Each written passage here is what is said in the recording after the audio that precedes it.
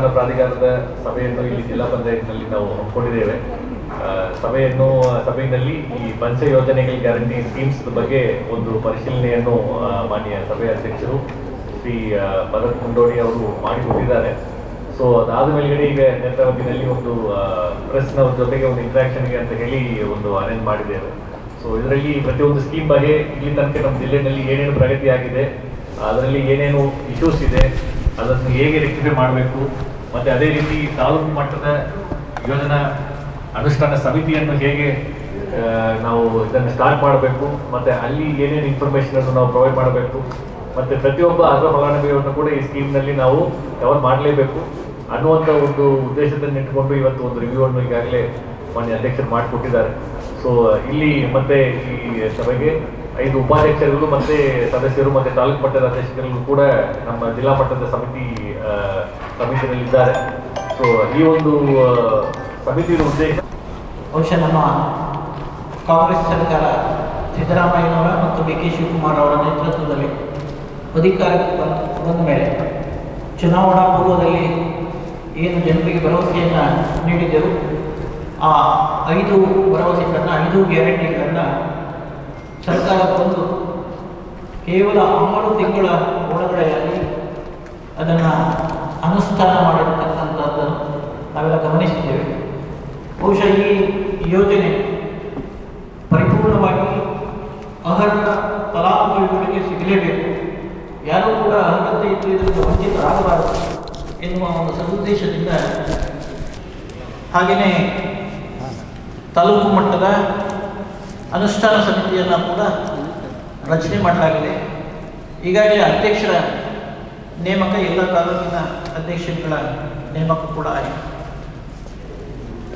ಒಂದು ಹಂತದಲ್ಲಿ ನಮ್ಮ ಈ ಸಮಿತಿ ಬರುವುದಕ್ಕೆ ಮೊದಲೇ ಅಧಿಕಾರಿ ಮಟ್ಟದಲ್ಲಿ ಗೃಹಲಕ್ಷ್ಮಿ ಯೋಜನೆ ಇರ್ಬೋದು, ಗೃಹ ಜ್ಯೋತಿ ಯೋಜನೆ ಇರ್ಬೋದು, ಶಕ್ತಿ ಇರ್ಬೋದು, ಯುವನಿಧಿ ಇರ್ಬೋದು, ಅಥವಾ ಗೃಹ ಜ್ಯೋತಿ ಇರಬಹುದು, ಎಲ್ಲ ಯೋಜನೆಗಳನ್ನು ಅಧಿಕಾರಿ ಮಟ್ಟದಲ್ಲೇ ಅವರು ಬೆನಿಫಿಷರಿಗಳನ್ನು ಐಡೆಂಟಿಫೈ ಮಾಡಿ ಸರ್ಕಾರದ ಯೋಜನೆಯನ್ನು ಜನರಿಗೆ ಈಗಾಗಲೇ ತಲುಪಿಸಿದ್ದಾರೆ. ನಾವು ಈಗ ರಿವ್ಯೂ ಮಾಡುವ ಸಂದರ್ಭದಲ್ಲಿ ಬಹುಶಃ ಎಲ್ಲ ಯೋಜನೆಗಳಲ್ಲೂ ಕೂಡ 90% ಮೇಲ್ಪಟ್ಟು ಏನು ಫಲಾನುಭವಿಗಳು ಅರ್ಜಿ ಹಾಕಿದ್ದಾರೆ ಅವರಿಗೆ ಈ ಯೋಜನೆಯ ಅನುಷ್ಠಾನ ಆಗಿದೆ. ಇನ್ನು ನಮ್ಮ ಪಾಲಿಗೆ ಬಾಕಿ ಇರುವಂಥದ್ದು ಆ ಉಳಿದ 10% ಫಲಾನುಭವಿಗಳು ಏನಿದ್ದಾರೆ ಅವರಿಗೆ ಯಾಕೆ ಸಿಗಲಿಲ್ಲ, ತಾಂತ್ರಿಕ ದೋಷಗಳು ಏನೇನಿದೆ ಅದನ್ನು ರಾಜ್ಯ ಮಟ್ಟದಲ್ಲಿ ಸರ್ಕಾರ ಮಟ್ಟದಲ್ಲಿ ವ್ಯವಹರಿಸಿ ಅದನ್ನು ಹೇಗೆ ಪರಿಹಾರ ಮಾಡಬಹುದು ಎನ್ನುವುದನ್ನು ನಿರ್ಧರಿಸತಕ್ಕಂಥದ್ದಕ್ಕೆ ನಮ್ಮ ಸಮಿತಿಯನ್ನು ಮಾಡಿದ್ದಾರೆ. ಆ ನಿಟ್ಟಿನಲ್ಲಿ ಈಗಾಗಲೇ ನಾವು ಕಾರ್ಯಪ್ರವೃತ್ತರಾಗಿದ್ದೇವೆ.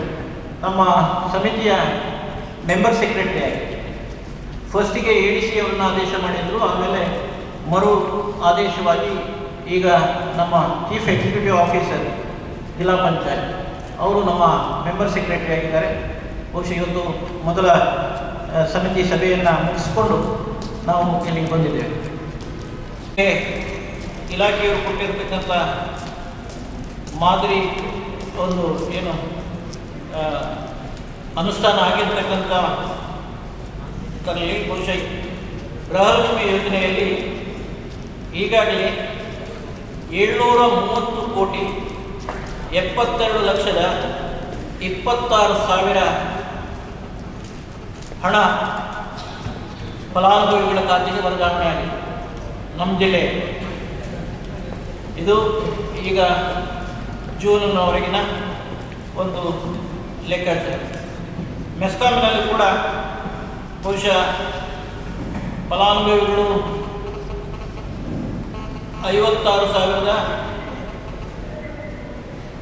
56,132 ಫಲಾನುಭವಿಗಳು, ಅದರಲ್ಲಿ 98.21% ಫಲಾನುಭವಿಗಳಿಗೆ ಈಗಾಗಲೇ ಗೃಹ ಜ್ಯೋತಿಯಲ್ಲಿ ಅನುಕೂಲತೆಯನ್ನು ಕಲ್ಪಿಸಿಕೊಡಲಾಗಿದೆ.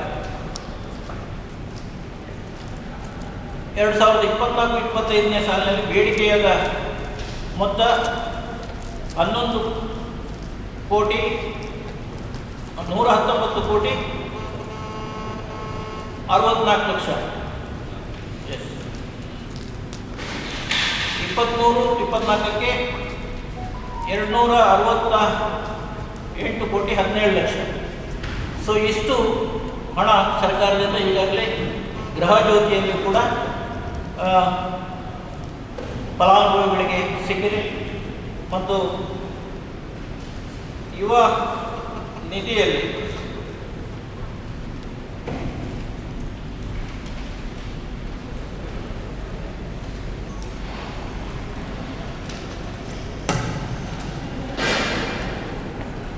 ಯುವ ನಿಧಿಯಲ್ಲಿ 3,959 ಫಲಾನುಭವಿಗಳು ನೋಂದಣಿ ಮಾಡಿದ್ದಾರೆ. ಇವರಲ್ಲಿ 3,153 ಫಲಾನುಭವಿಗಳಿಗೆ ಈಗಾಗಲೇ ಹಣ ಮಂಜೂರಾತಿಯಾಗಿ ಅವರಿಗೆ ಸೇರಿದೆ. 441 ಫಲಾನುಭವಿಗಳದ್ದು ವೆರಿಫಿಕೇಷನ್ಗೆ ಬಾಕಿ, ಅಂದರೆ ಅವರು ಅದರಲ್ಲಿ ವೆರಿಫಿಕೇಷನ್ ಮಾಡಬೇಕಾಗ್ತದೆ. 6 ವರ್ಷಗಳ ಕಾಲ ಇಲ್ಲಿ ವಿದ್ಯಾಭ್ಯಾಸ ಮಾಡಿರ್ತಕ್ಕಂಥದ್ದು ಮತ್ತು ಅವರ ಏನು ಮಾರ್ಕ್ಸ್ ಕಾರ್ಡು ಮತ್ತು ಇದೆಲ್ಲ ಒರಿಜಿನಲ್ ವೆರಿಫಿಕೇಷನ್ ಮಾಡಬೇಕು. ಸೊ ವೆರಿಫಿಕೇಷನ್ಗೆ 441 ಅರ್ಜಿಗಳು ಬಾಕಿಯಾಗಿದೆ. ಒಟ್ಟು 25 ಅರ್ಜಿಗಳು ಮಾತ್ರ ತಿರಸ್ಕೃತ ಆಗಿದೆ. ಇದು ಯುವ ನಿಧಿಯಲ್ಲಿ. ಯುವ ನಿಧಿಯಲ್ಲಿ 1,58,52,000 ರೂಪಾಯಿ ಈಗಾಗಲೇ ಫಲಾನುಭವಿಗಳಿಗೆ ಸಿಕ್ಕಿದೆ. ಪದವಿ ಮಾಡಿ ಅಥವಾ ಡಿಪ್ಲೊಮಾ ಮಾಡಿ ಯಾವುದೇ ಕೆಲಸ ಸಿಗದೇ ಇರತಕ್ಕಂಥ ಫಲಾನುಭವಿಗಳಿಗೆ ಈಗಾಗಲೇ 1,58,52,000 ಹಣ ನೀಡಲಾಗಿದೆ. ಶಕ್ತಿ ಯೋಜನೆಯಲ್ಲಿ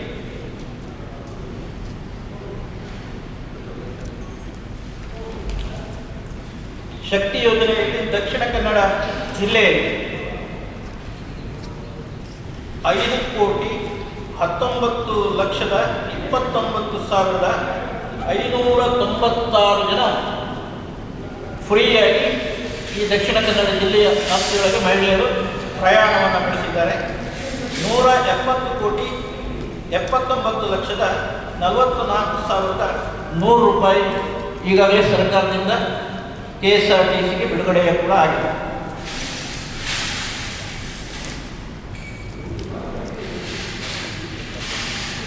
ಅನ್ನಭಾಗ್ಯ ಯೋಜನೆಯಲ್ಲೂ ಕೂಡ 180,66,03,930 ರೂಪಾಯಿಗಳನ್ನು ಅನ್ನಭಾಗ್ಯದಲ್ಲೂ ಕೂಡ ಫಲಾನುಭವಿಗಳಿಗೆ ವಿತರಣೆ ಮಾಡಲಾಗಿದೆ. ಅನ್ನಭಾಗ್ಯದಲ್ಲಿ ಬಹುಶಃ 5 kg ಅಕ್ಕಿ ಮತ್ತು ಉಳಿದ 5 kgಗೆ ಆ ಫಲಾನುಭವಿಗಳಿಗೆ ಹಣವನ್ನು ಒದಗಿಸತಕ್ಕಂಥ ಕಾರ್ಯವನ್ನು ಮಾಡಲಾಗಿತ್ತು. ಅದು ಬಹುಶಃ 180,66,03,930 ರೂಪಾಯಿಗಳು. ಇಷ್ಟು ಸರ್ಕಾರದಿಂದ ಫಲಾನುಭವಿಗಳಿಗೆ ಪಾವತಿಯಾಗಿದೆ.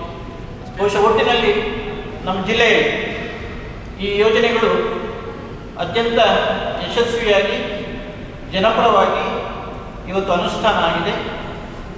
ಇನ್ನು ಉಳಿದಿರತಕ್ಕಂಥ ಒಂದು 10% ಜನ ಏನು ಫಲಾನುಭವಿಗಳು ಕೆಲವು ತಾಂತ್ರಿಕ ದೋಷಗಳಿಂದ ಬಾಕಿಯಾಗಿದ್ದಾರೆ, ಅವರನ್ನು ಗುರುತಿಸಿ ಈಗಾಗಲೇ ನಾವು ಮೀಟಿಂಗಲ್ಲಿ ಇವತ್ತು ನಿರ್ಧಾರವನ್ನು ತೆಗೆದುಕೊಂಡಿದ್ದೇವೆ. ತಾಲೂಕು ಮಟ್ಟದಲ್ಲಿ ಸಮಿತಿ ಅಧ್ಯಕ್ಷರು ಮತ್ತು ಸಮಿತಿ ಇರೋದರಿಂದ ಎಲ್ಲ ತಾಲೂಕುಗಳಲ್ಲಿ ಪ್ರತಿಯೊಂದು ತಾಲೂಕುಗಳಲ್ಲೂ ಕೂಡ ನಾವು ಏನು ಗ್ಯಾರಂಟಿ ಯೋಜನೆಯ ಫಲಾನುಭವಿಗಳ ಸಿಗದೇ ಇರತಕ್ಕಂಥ ಯೋಜನೆಗಳ ಫಲವನ್ನು ಪಡೆಯದೇ ಇರತಕ್ಕಂಥ ಅವರ ಒಂದು ಮೇಳವನ್ನು ತಾಲೂಕು ಮಟ್ಟದಲ್ಲಿ ಮಾಡಿ ಅವರ ಸಮಸ್ಯೆಯನ್ನು ಅಧಿಕಾರಿಗಳನ್ನ ಜೊತೆಯಲ್ಲಿ ಇಟ್ಕೊಂಡು ಅವ್ರ ಸಮಸ್ಯೆಯನ್ನು ಯಾವ ಕಾರಣದಿಂದ ಅವರಿಗೆ ಸಿಗಲಿಲ್ಲ ಅನ್ನೋದನ್ನು ಅಲ್ಲಿಯೇ ಚರ್ಚೆ ಮಾಡಿ ತಾಲೂಕು ಮಟ್ಟದಲ್ಲಿ ಅದನ್ನು ಪರಿಹಾರ ಮಾಡುವಂಥ ಗುರಿಯನ್ನು ಇಟ್ಕೊಂಡಿದ್ದೇವೆ. ಅದು ಮುಂದಿನ ದಿನದಲ್ಲಿ ಮಾಡ್ತೀವಿ. 10% ಜನರಿಗೆ ಈಗಾಗಲೇ ಅವರಿಗೆ ತಲುಪದೇ ಇರೋದಕ್ಕೆ ಕೆಲವು ತಾಂತ್ರಿಕ ದೋಷಗಳಿದೆ. ಅದನ್ನು ಪರಿಹಾರ ಮಾಡಲಿಕ್ಕೆ ನಾವು ಇನ್ನು ಈಗ ತಾಲೂಕು ಮಟ್ಟದಲ್ಲಿ ಅಲ್ಲಿ ಅಧಿಕಾರಿಗಳ ಜೊತೆ ಕೂತು ಯಾವ ಕಾರಣಕ್ಕಾಗಿ ಸಿಗಲಿಲ್ಲ ಅಂತ ಹೇಳೋದನ್ನು ನಾವು ಪರಿಹಾರ ಮಾಡಲಿಕ್ಕೆ ನಾವು ಪ್ರಯತ್ನ ಪಡ್ತೇವೆ. ತಾಂತ್ರಿಕ ದೋಷ ಏನು? ತಾಂತ್ರಿಕ ದೋಷ ಅಂದರೆ ಕೆಲವು ಏನಾಗಿದೆ ಅಂತ ಹೇಳಿದರೆ ನಿಮಗೆ GST ರಿಜಿಸ್ಟ್ರೇಷನ್ ಆಗಿತ್ತು. ಸೊ GST ರಿಜಿಸ್ಟ್ರೇಷನ್ ಆದವರಿಗೆ ಅವಕಾಶಗಳಿಲ್ಲ ಅಂತ ಒಂದು ಮೊದಲ 2 ಕಂತುಗಳು ಸೀದಾ ಬಂದಿದೆ ಅವರಿಗೆ. ಆಮೇಲೆ ನೋಡಿದಾಗ GST, ಇನ್ನೊಂದು IT ರಿಟರ್ನ್ಸ್. IT ರಿಟರ್ನ್ಸ್ ಏನು ಅಂತ ಹೇಳಿದರೆ ಅದು ಹೆಚ್ಚು ಅಂತ ಹೇಳಿದರೆ ಮನೆ ಕಟ್ಟುವಾಗ ಕೆಲವರು ಸಾಲ ತಗೊಂಡಾಗ ಬ್ಯಾಂಕಿನವರು ಸಾಲಕ್ಕಾಗಿ IT ರಿಟರ್ನ್ಸ್ ಕೇಳ್ತಾರೆ. ನೀವು ಇವರು ಕೊಟ್ಟೇ ಇರ್ತಾರೆ. ಒಮ್ಮೆ ಅದು ಕೊಟ್ಟ ಮೇಲೆ ಅವರ ಸಿಸ್ಟಮಿಂದ ಅದು ಹೊರಗೆ ಹೋಗುತ್ತೆ. ಹಾಗಾಗಿ ನಾವು ಅವ್ರು ಹೇಳ್ತಾರೆ ನಾವು IT ಪೇಯರ್ಸ್ ಅಲ್ಲ, ಆದರೆ ಹೀಗಿದೆ ಅಂತ. ಬಟ್ ನಾವು NOC ಕೇಳಿದರೆ, ಇಲಾಖೆಯಿಂದ NOC ಕೇಳಿದರೆ IT ಇಲಾಖೆಯವರು NOC ಕೊಡ್ತಾ ಇಲ್ಲ.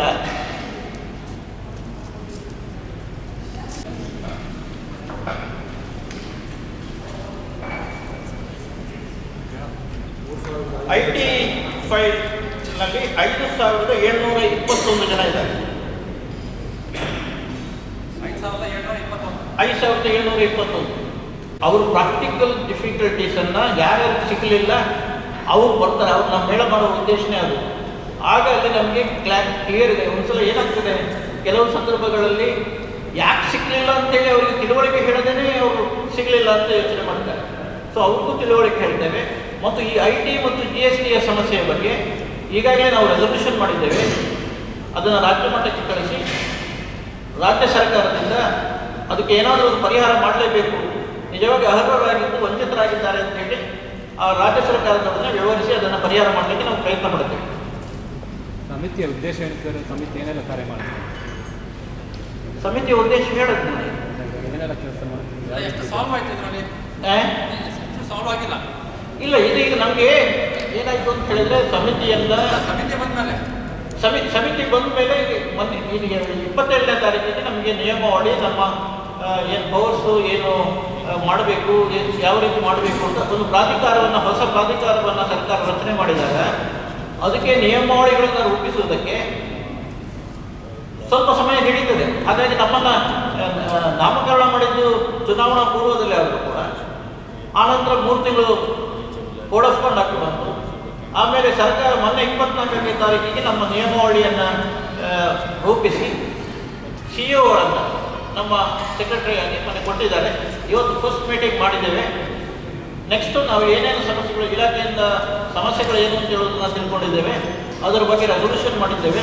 ಆ ರೆಸೊಲ್ಯೂಷನ್ನೊಂದಿಗೆ ರಾಜ್ಯ ಸರ್ಕಾರದ ಮಂತ್ರಿಗಳ ಹತ್ರ ಮತ್ತು ಅಲ್ಲಿಯ ರಾಜ್ಯ ಪ್ರಾಧಿಕಾರದ ಅಧ್ಯಕ್ಷರ ಹತ್ರ ಚರ್ಚೆ ಮಾಡಿ ಪರಿಹಾರ ಮಾಡಲಿಕ್ಕೆ ಪ್ರಯತ್ನ ಮಾಡ್ತೀವಿ.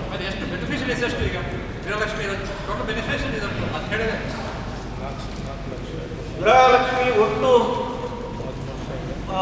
ಬೆನಿಫಿಷರೀಸು 3,66,776.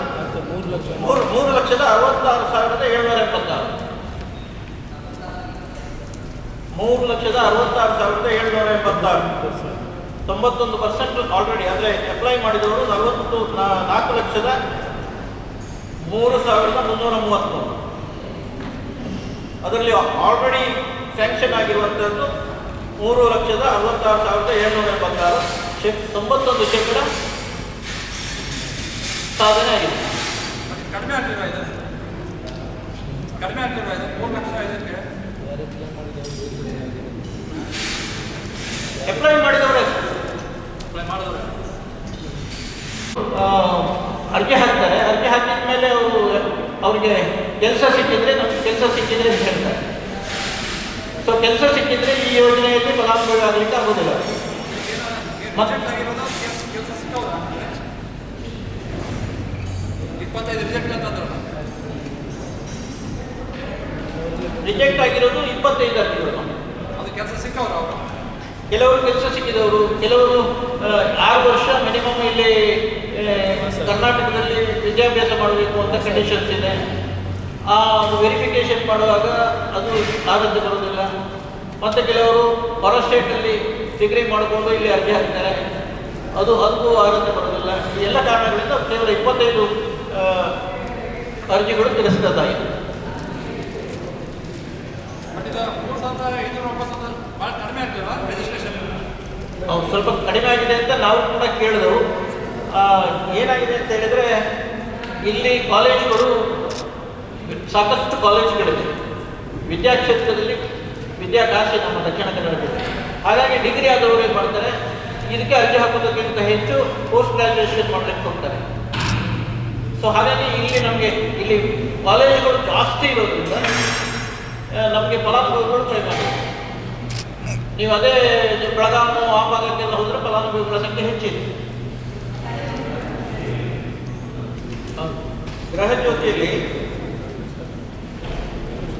5,61,132 ಫಲಾನುಭವಿಗಳು. ಗೃಹಜ್ಯೋತಿಯಲ್ಲಿ 98% ಅಚೀವ್ಮೆಂಟ್ ಆಗಿದೆ, 98.21%.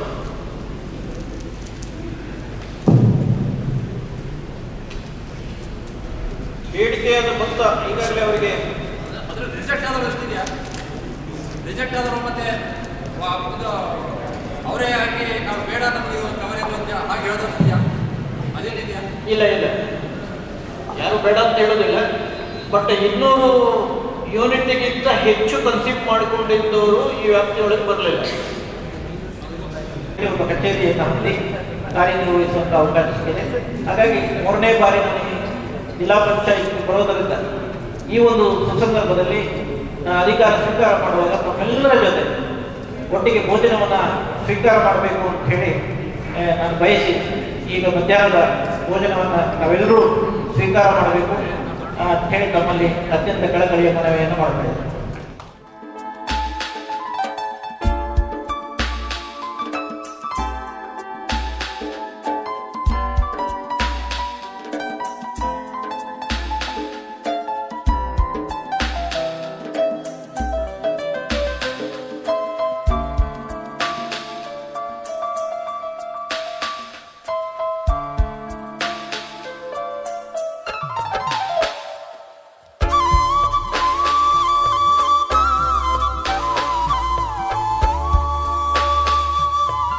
ಚುನಾವಣಾ ಸಂದರ್ಭದಲ್ಲಿ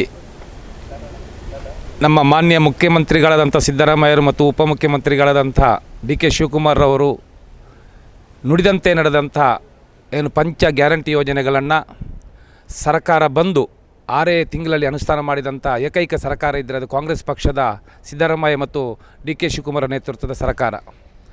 ಆ ಯೋಜನೆ ಅಡಿಯಲ್ಲಿ ಇಂದು ಇಡೀ ರಾಜ್ಯದಲ್ಲಿ ಇಡೀ ಕಾಂಗ್ರೆಸ್ ಪಕ್ಷದ ಕಾರ್ಯಕರ್ತರಿಗೆ ಒಂದು ಸ್ಥಾನಮಾನ ನೀಡಬೇಕು ಅಂತ ಉದ್ದೇಶದಿಂದ ಇಡೀ ರಾಜ್ಯದಲ್ಲಿ ಏನು ಅನುಷ್ಠಾನ ಮಾಡಿದಂಥ ಗ್ಯಾರಂಟಿ ಯೋಜನೆಗಳಿಗೆ ಇಡೀ ರಾಜ್ಯದಲ್ಲಿ ಜಿಲ್ಲಾ ಸಮಿತಿ ಮತ್ತು ತಾಲೂಕು ಮಟ್ಟದ ಅನುಷ್ಠಾನ ಸಮಿತಿಯನ್ನು ಈಗಾಗಲೇ ರಚನೆ ಮಾಡಿದ್ದಾರೆ.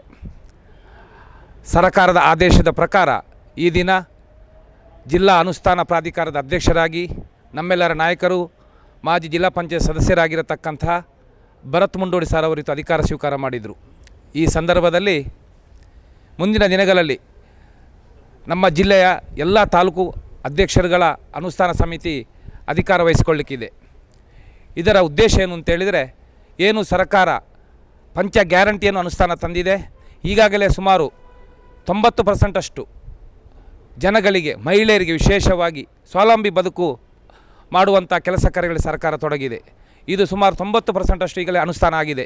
ಇನ್ನು ಏನು 10% ಬಾಕಿ ಇದೆ. ನಮ್ಮ ಪ್ರಾಧಿಕಾರದ ಸದಸ್ಯರುಗಳಿಗೆ, ಅಧ್ಯಕ್ಷರುಗಳಿಗೆ ಏನು ಎಲ್ಲ ಜನಗಳನ್ನು ಇದರಲ್ಲಿ ವಂಚಿತರಾಗಬಾರ್ದು, ಈ 10% ಜನಗಳನ್ನು ಕೂಡ ಈ ಯೋಜನೆ ಅಡಿಯಲ್ಲಿ ತರಬೇಕೆನ್ನ ಉದ್ದೇಶದಿಂದ ಈ ಒಂದು ಸಮಿತಿಯನ್ನು ಮಾಡಿದ್ದಾರೆ. ಆದ್ದರಿಂದ ಯಾರು ವಂಚಿತರಾಗಿದ್ದಾರೆ, ಕಾರಣಾಂತರಗಳಿಂದ ಅವರ ಆಧಾರ್ ಇರ್ಬೋದು ಅಥವಾ ರೇಷನ್ ಕಾರ್ಡ್ ಇರ್ಬೋದು, IT ರಿಟರ್ನ್ಸ್ ಫೈಲ್ ಇರ್ಬೋದು, GST ಇರ್ಬೋದು, ಅನೇಕ ರೀತಿಯ ತಾಂತ್ರಿಕ ದೋಷದಿಂದ ಕೆಲವರು 10% ಮಹಿಳೆಯರಿಗೆ ಬಾಕಿಯಾಗಿದೆ. ಅದು ಗೃಹಲಕ್ಷ್ಮಿ ಇರ್ಬೋದು, ಗೃಹಜ್ಯೋತಿ ಇರ್ಬೋದು, ಎಲ್ಲ ಪಂಚ ಯೋಜನೆಗಳಲ್ಲಿ ಇರ್ಬೋದು. ಆದ್ದರಿಂದ ಈ ದಿನ ನಾವು ಏನಿವತ್ತು ಭರತ್ ಮುಂಡೋಡಿಯವರು ಅಧಿಕಾರ ಸ್ವೀಕಾರ ಮಾಡಿದ್ದಾರೆ, ಮುಂದಿನ ದಿನಗಳು ಎಲ್ಲ ತಾಲೂಕುಗಳ ಅನುಷ್ಠಾನ ಸಮಿತಿ ರಚನೆಯಾಗಿ ಏನು ಉಳಿಕೆ ಆಗಿರತಕ್ಕಂಥ ಎಲ್ಲ ಫಲಾನುಭವಿಗಳಿಗೆ ಈ ಒಂದು ಯೋಜನೆಯಡಿಯಲ್ಲಿ ಸವಲತ್ತನ್ನು ಕೊಡುವಂಥ ಪ್ರಾಮಾಣಿಕತೆ ಪ್ರಯತ್ನ ನಾವು ಮಾಡುತ್ತೇವೆ. ಅದೇ ರೀತಿ ನಮ್ಮ ಸರ್ಕಾರ ನುಡಿದಂತೆ ನಡೆದಿದೆ. ಭಾಳಷ್ಟು ಸಂತೋಷ ಆಗ್ತಿದೆ. ನಮ್ಮ ಎಲ್ಲ ಮಹಿಳೆಯರು ವಿಶೇಷವಾಗಿ ಇವತ್ತು ಸ್ವಾವಲಂಬಿ ಬದುಕನ್ನು ಮಾಡ್ತಾ ಇದ್ದಾರೆ. ಇದನ್ನು ನಾವು ಜನಗಳಿಗೆ ತಿಳಿಸುವಂಥ ವ್ಯವಸ್ಥೆ ಆಗಬೇಕು. ಅದೇ ರೀತಿ ಮುಂಬರುವ ದಿನಗಳಲ್ಲಿ ಕೂಡ ಏನು ವಂಚಿತರಾದವರಿಗೆ ಈ ಒಂದು ಕೆಲಸ ಏನು ನಮಗೆ ಈ ಒಂದು ಸ್ಕೀಮ್ ಆಡುವವರನ್ನು ಸೇರಿಸುವಂಥ ಕೆಲಸ ಆಗಬೇಕು ಅಂತ ಈ ಸಂದರ್ಭದಲ್ಲಿ ಹೇಳಿಕೊಂಡು ಸರ್ಕಾರಕ್ಕೆ ಮಗದೊಮ್ಮೆ ಸಿದ್ದರಾಮಯ್ಯ ಮತ್ತು ನಮ್ಮ ಸನ್ಮಾನ್ಯ ಡಿ ಕೆ ಶಿವಕುಮಾರ್ ಸರ್ ಅವರಿಗೆ ನಮ್ಮ ದಕ್ಷಿಣ ಕನ್ನಡ ಜಿಲ್ಲೆ ಮತ್ತು ಕಡಬ ತಾಲೂಕಿನ ಎಲ್ಲ ಜನತೆಯ ಪರವಾಗಿ ಅಭಿನಂದನೆಗಳನ್ನು ಸಲ್ಲಿಸ್ತೇನೆ. ನಮಸ್ತೆ. ಎಲ್ರಿಗೂ ನಮಸ್ಕಾರ. ಬಹುಶಃ ಬಹಳ ಸಂತೋಷದ ವಿಷಯ, ಕರ್ನಾಟಕ ಸರ್ಕಾರ ಕಾಂಗ್ರೆಸ್ ಪಕ್ಷ ಅಧಿಕಾರ ಪಡೆದಂದಿನಿಂದ ಬಡಜನರು ಮತ್ತು ಮಹಿಳೆಯರಿಗೆ ಹೆಚ್ಚು ಒತ್ತನ್ನು ಕೊಟ್ಟು ಅವರು ಆರ್ಥಿಕವಾಗಿ ಸ್ವಾವಲಂಬಿ ಆಗಬೇಕು ಅನ್ನೋ ದೃಷ್ಟಿಯಿಂದ ಒಂದು ಪಂಚ ಗ್ಯಾರಂಟಿಗಳನ್ನು ನಮ್ಮ ಎಲೆಕ್ಷನ್ ಪೂರ್ವ ಘೋಷಣೆ ಮಾಡಿದರೆ ಅದನ್ನು ಒಳ್ಳೆಯ ರೀತಿಯಲ್ಲಿ ಅನುಷ್ಠಾನ ಮಾಡಿದ್ದಾರೆ. പക്ഷേ ಕೆಲವೊಂದು ಫಲಾನುಭವಿಗಳಿಂದ ಹೊರಗೆ ಇದ್ದಾರೆ ಅಂತ ಅನ್ನೋ ದೃಷ್ಟಿಯಿಂದ ಮತ್ತು ಅಪ್ಲೈ ಮಾಡಿದಂಥ ಫಲಾನುಭವಿಗಳಿಗೆ ಎಲ್ರಿಗೂ ಸಿಗಬೇಕು ಅನ್ನೋ ದೃಷ್ಟಿಯಿಂದ ಈ ಒಂದು ಪ್ರಾಧಿಕಾರವನ್ನು ಗ್ಯಾರಂಟಿ ಪ್ರಾಧಿಕಾರವನ್ನು ಮಾಡಿದ್ದಾರೆ. ವಿಚಾರಗಳನ್ನು ಮತ್ತು ಯಾರಿಗೆಲ್ಲ ಫಲಾನುಭವಿಗಳನ್ನು ಹುಡುಕಿ ಅರ್ಹ ಫಲಾನುಭವಿಗಳಿಗೆ ಕೊಡಬೇಕು, ಅದರ ಫಲವನ್ನು ಅವರಿಗೆ ತಲುಪಿಸಬೇಕು ಅನ್ನೋ ದೃಷ್ಟಿಯಿಂದ ಇದರಲ್ಲಿ ಮಹಿಳೆಯರು ಅತ್ಯಂತ ಸಂತೋಷದಿಂದ ಅದನ್ನು ಒಪ್ಪಿಕೊಂಡಿದ್ದಾರೆ. 2,000 ಗೃಹಲಕ್ಷ್ಮಿ ಇರಬಹುದು ಯೋಜನೆಗಳು, ಅದು ಹೆಚ್ಚಿನ ಮಹಿಳೆಯರಿಗೆ ಸಿಕ್ಕಿದೆ. ಅದು ಇನ್ನೂ ಕೆಲವರಿಗೆ ಸಿಗಲಿಲ್ಲ, ಕೆಲವು ತಾಂತ್ರಿಕ ದೋಷಗಳಿಂದಾಗಿ ಅದು ಟೆಕ್ನಿಕಲ್ ಇಶ್ಯೂಸ್ ಇರ್ಬೋದು, ಅದು ಅವರು ವಂಚಿತರಾಗಿದ್ದಾರೆ. ಅದನ್ನೆಲ್ಲ ಕಂಡು ಹಿಡಿದು ಮುಂದಿನ ದಿನಗಳಲ್ಲಿ ಈ ಯೋಜನೆಗಳು ಯಶಸ್ವಿಯಾಗಿ ನಮ್ಮ ದಕ್ಷಿಣ ಕನ್ನಡ ಜಿಲ್ಲೆಯಲ್ಲಿ ಮತ್ತು ರಾಜ್ಯದಲ್ಲಿ ಯಶಸ್ವಿಯಾಗುತ್ತೆ ಅನ್ನತಕ್ಕಂಥ ವಿಶ್ವಾಸ ನಮಗಿದೆ. ಇವತ್ತು ಈ ಒಂದು ಪ್ರಾಧಿಕಾರ ದಕ್ಷಿಣ ಕನ್ನಡ ಜಿಲ್ಲೆಯ ಇದು ಗ್ಯಾರಂಟಿ ಅನುಷ್ಠಾನದ ಪ್ರಾಧಿಕಾರದ ನಮ್ಮ ಒಂದು ಆಫೀಸ್ ಇವತ್ತು ಓಪನ್ ಆಗಿದೆ. ಬಹುಶಃ ಎಲ್ಲರೂ ಕೂಡ ಅದನ್ನು ಒಳ್ಳೆಯದಾಗಲಿ, ಎಲ್ಲರೂ ಅದರ ಪ್ರಯೋಜನ ಪಡ್ಕೊಳ್ಳಿ ಅಂತ ಆಶಿಸ್ತಾ ಇದ್ದೇನೆ. ಈಗಾಗಲೇ ಮಾತಾಡಿದರು, ನಾವು ಹೆಚ್ಚು ಮಾತಾಡಲಿಕ್ಕಿಲ್ಲ. ಯಾಕೆಂತ ಹೇಳಿದರೆ ಕರ್ನಾಟಕ ಸರ್ಕಾರ ಅಧಿಕಾರಕ್ಕೆ ಬಂದದ್ದು ಬಹುಶಃ ನಮ್ಮ ಭರವಸೆಗಳನ್ನು ಈಡೇರಿಸುತ್ತೇವೆ ಅನ್ನುವ ದೃಷ್ಟಿಯಿಂದ ನಮ್ಮ ಸರ್ಕಾರ ಅಧಿಕಾರಕ್ಕೆ ಬಂದಿದೆ. ಅದೇ ರೀತಿಯಾಗಿ ಬಂದ ತಕ್ಷಣ ನೀಡಿದ ಎಲ್ಲ ಭರವಸೆಯನ್ನು ಈಗಾಗಲೇ ಈಡೇರಿಸಲಾಗಿದೆ. ಅದರಲ್ಲಿ ಕೆಲವೊಂದು ಸಣ್ಣ ಪುಟ್ಟ ತಾಂತ್ರಿಕ ದೋಷಗಳಿದ್ದು ಅದನ್ನು ಸರಿಯಾದ ರೀತಿಯಲ್ಲಿ ನಿರ್ವಹಣೆ ಮಾಡಲಿಕ್ಕೆ ಈಗಾಗಲೇ ಒಂದು ಪ್ರಾಧಿಕಾರವನ್ನು ರಚನೆ ಮಾಡಿ ನಮ್ಮ ಊರಿನ ಸನ್ಮಾನಿಸಿ ಭರತ್ ಮುಂಡೋಡಿಯವರು ಹಾಗೂ ಕಡಬ ಬ್ಲಾಕ್ ಕಾಂಗ್ರೆಸ್ ಅಧ್ಯಕ್ಷರಾದ ಸುಧೀರ್ ರೈ ಅವರನ್ನು ಈ ಪ್ರಾಧಿಕಾರಕ್ಕೆ ತಾಲೂಕು ಮತ್ತು ಜಿಲ್ಲಾ ಮಟ್ಟದ ಅಧ್ಯಕ್ಷರನ್ನಾಗಿ ಆಯ್ಕೆ ಮಾಡಲಾಗಿದೆ. ಆದ್ದರಿಂದ ಇನ್ನು ಮುಂದೆ ಉಳಿದಿರುವಂಥ ಎಲ್ಲರಿಗೂ ಕೂಡ ಇದರ ಪ್ರಯೋಜನ ದೊರೆತು ಮುಂದೆ ಜನರು ಕಾಂಗ್ರೆಸ್ ಪಕ್ಷವನ್ನು ಮುಂದಕ್ಕೆ ಕೂಡ ಅಧಿಕಾರಕ್ಕೆ ತರುವ ನಿಟ್ಟಿನಲ್ಲಿ ಪ್ರಯತ್ನಿಸಬೇಕೆ ಬೇಕಾಗಿ ಈ ಒಂದು ಯೋಜನೆಯನ್ನು ಹಾಕಿಕೊಳ್ಳಲಾಗಿದೆ.